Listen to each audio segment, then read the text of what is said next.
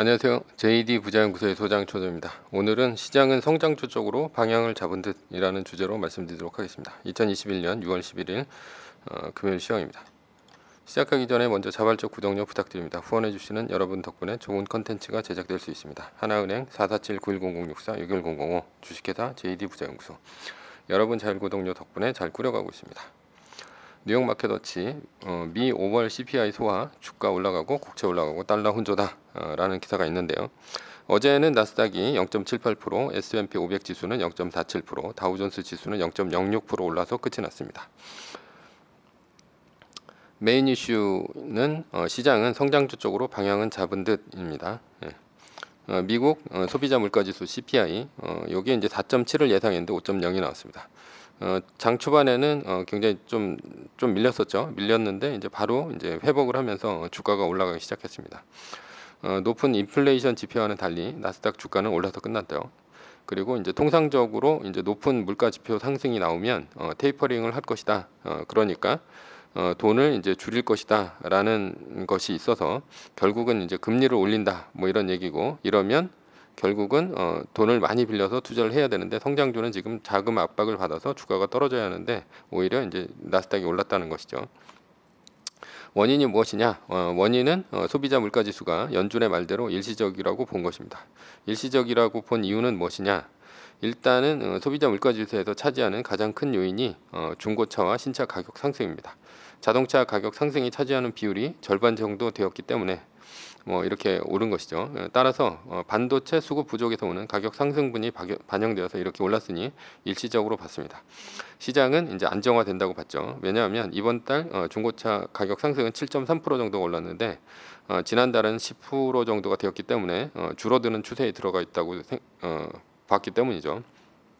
그리고 7월 가면 더 줄어들 수도 있고 결국은 연준의 말처럼 물가 상승은 일시적이다 이렇게 볼 수는 있습니다. 금리 상승은 이러한 사정을 반영해 떨어졌습니다. 금리 시장은 미국채 10년물 금리는 어제 9시 30분에 소비자 물가지수가 나오고 10시경에 1.523%를 정점으로 찍고 떨어지기 시작해서요. 결국은 1.444%까지 떨어졌습니다. 이렇게 떨어진 이유는 무엇이냐? 2021년 3월 30일 1.7을 넘을 때 숏을 쳐놓았던 기관에서 숏 스퀴즈가 일어난 것으로 보입니다. 이때 이제 굉장히 많이 숏을 쳐놨죠. 즉 국채 가격이 올라가서 국채를 서둘러 매입하면서 금리가 떨어진 것이다 이렇게 볼 수가 있고요. 이러면서 결국 나스닥이 올랐습니다. 반면에 금리 하락으로 인한 피해주는 금융주입니다. 시장에서는 연준의 말을 이제 잘 듣는 것 같아요. 인플레이션은 구조적이 아니라 일시적이다 이런 말을 이제 잘 듣는 것 같습니다. 그렇다면 8월 잭슨홀 미팅에서 테이퍼링 시기를 얘기하고 올해 말이나 내년 초에 테이퍼링을 한다는 얘기는 미뤄진다는 얘기냐? 그것은 아닙니다. 왜냐하면 이제 반도체를 비롯해서 원자재 가격이 올라가고 인건비도 실업급여 때문에 올라가니까 모든 물가가 올라가는 것은 사실이기 때문입니다. 따라서 7, 8월 경제 지표를 보고 연준은 테이퍼링 시기를 정할 것으로 보입니다. 결론입니다. 성장주가 당분간 좋을 예정이다. 그에 비해 가치주는 성장주보다 안 좋을 것이다 라는 것입니다. 서브 이슈입니다. 은퇴하고 뭐하지? 배민 쿠팡 이츠 비켜 한 번에 한 집 배달 시작. 배달의 민족을 운영하는 우한 형제들이 8일 배달원 한 사람 한 집에 배달하는 배민 원 서비스를 시작했습니다. 단건 배달 시장을 독점해온 쿠팡 이츠와 경쟁이 치열해질 전망입니다. 긱 이코노미라는 말이 있습니다. 긱 이코노미는 일반적으로 기업 또는 사용자가 각자의 필요에 따라 임시로 계약을 맺은 뒤 노동력을 충원하고 이에 따라 대가를 지불하는 경제 형태를 의미합니다. 긱 이코노미의 원인이 무엇이냐라고 봤을 때 선진국의 임금 상승 때문이라고 볼 수가 있습니다. 일본 같은 경우는 전후에 종신 고용 형태로 직원을 고용했습니다. 2차 세계대전 이후에 세계대전에서 전쟁 중에 충성심을 고취하기 위해서 종신 고용이 적용이 되었고요. 그러나 일본이 선진국이 되면서 인건비가 올랐다는 데 문제가 있죠. 그러다가 1990년 일본의 버블이 꺼지면서 일본의 종신고용은 짐이 되었습니다. 일본은 인건비가 많이 드는 제조업 생산기지를 해외로 옮겨 높은 인건비를 상쇄했습니다. 결국은 국내에 서비스업만 남고 대부분의 제조업에서 퇴직을 한 근로자는 서비스업으로 이직을 할 수밖에 없었습니다. 서비스업 또한 높은 인건비의 부담을 느낄 수밖에 없었죠. 인건비가 높으면 생산성이 떨어지고 생산성이 떨어지면 기업의 이익이 감소하고 가격 경쟁력에서 밀리면서 결국은 기업의 주가가 하락합니다. 혁신 없이 생산성을 늘리려면 어떻게 해야 되냐?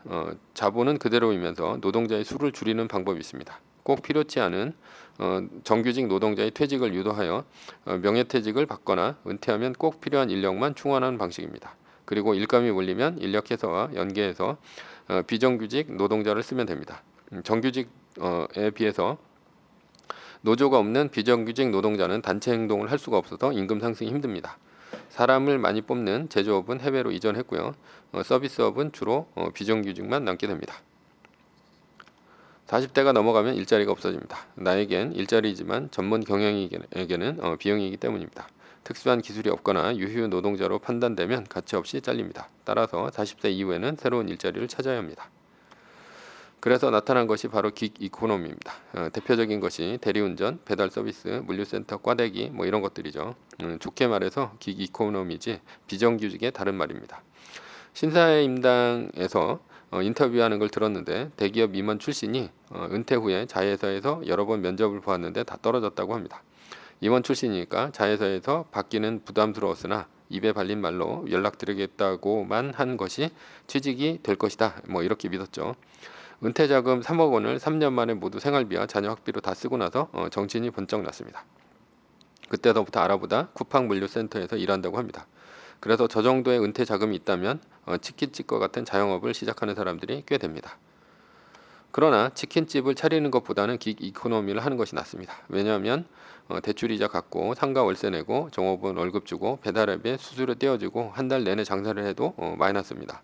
그러니 차라리 오토바이 한 대 사서 배달 비용으로 생활하는 것이 더 낫기 때문이죠. 최소한 대출이나 상가 월세, 종업원 인건비 등의 고정비가 없으니까 마이너스는 아니니 말입니다. 라이더는 배달 대행을 하려면 하루에 50건 정도를 잡아야 됩니다. 50건을 잡으면 하루에 18만 원 정도가 되고요. 이것을 곱하면 한 달에 450만 원 정도를 벌 수 있습니다. 그러면 고정 비용인 100만 원, 약 기름값이라든가 정비비 등을 빼면 350만 원 정도를 법니다. 그러나 하루에 50건을 잡으려면 쉴 새가 없습니다. 그래서 요즘 배민에서 쿠팡 이츠로 많이 갑니다. 쿠팡 이츠는 묶음 배달이 안 되고 건당 5,000원에서 7,000원을 주니까 좋고요. 게다가 이제 비 오고 주문 몰리면 2만 원까지도 올라갑니다. 한 건 배달을 하니까 음식이 식을 염려도 없고 배달도 빨리 됩니다. 그래서 강남 3구는 쿠팡 이츠가 배민을 앞섰습니다. 그러니까 신문기사에서 배민이 쿠팡 이츠 때문에 한 번에 한 집을 배달하기 시작한 것입니다. 어느 정도 국민연금을 받아 생활비가 어느 정도 해결되는 사람이라면 배민 커넥터도 있습니다. 주 20시간만 일하는데 시간당 7,000원에 20시간 일하면 13만 원입니다. 한 달이면 56만 원이고요. 인센티브가 있다면 한 70에서 80 정도를 받습니다. 그래서 은퇴하고 업으로 하지 않고 슬슬 걸어 다니면서 배민 커넥터를 하는 사람도 있습니다. 뭐 자가용 타고 다니는 사람도 있어요. 걸어 다니면 1km 반경 내에만 뜨지만 노후에 은퇴하고 소일거리 삼아 하시는 분들도 꽤 있습니다. 쿠팡 물류센터에서 오후 쪽으로 일하면 하루 일당은 77,000원 정도입니다. 한 달이면 한 25일 잡았을 때 한 200만 원 정도를 받습니다. 대리운전도 이 정도 수준이라고 보시면 됩니다. 은퇴 후에 자영업 하지 말라고 했습니다. 왜냐하면 장사 경험도 없으면서 장사하다 말아먹으면 피 같은 은퇴 자금을 써보지도 못하고 다 날리기 때문입니다. 결론입니다. 은퇴 전에 주식을 통해 파이프라인을 만들어 놓자. 이미 은퇴했다면 지금이라도 주식을 통해 자본을 늘리자. 생활비는 긱 이코노미 등을 통해 최대한 세이브를 해야 합니다. 매뉴얼입니다. 세계 1등 주식은 전고점 대비 2.5% 떨어질 때마다 10%씩 팔면서 리밸런싱을 하다가 나스닥 마이너스 3%가 뜨면 말뚝을 박는 것이다. 자세한 내용은 JD 부자연구도 다음 카페를 참조하시기 바랍니다. 두 번째, 전제는 세계 1등 주식은 우상향합니다. 위의 상황은 매뉴얼일 뿐입니다. 따를 사람은 따르고 참고할 사람은 참고하시면 됩니다. 주식을 사고 파는 것에 대한 모든 책임과 이득은 본인에게 있습니다. 매뉴얼을 지키다가 포모가 두렵다면 매뉴얼을 지키지 말고 마이너스 3%대 판 가격이나 리밸런싱 때 판 가격보다 단 1불이라도 떨어졌다면 전량 매수하시기 바랍니다. 지금까지 시장은 성장주 쪽으로 방향을 잡은 듯이라는 주제로 말씀드렸고요. JD 부자연구소의 소장 조던이었습니다. 컨텐츠가 좋았다면 구독, 좋아요, 알람 설정 부탁드립니다. 지금까지 들어주셔서 감사합니다.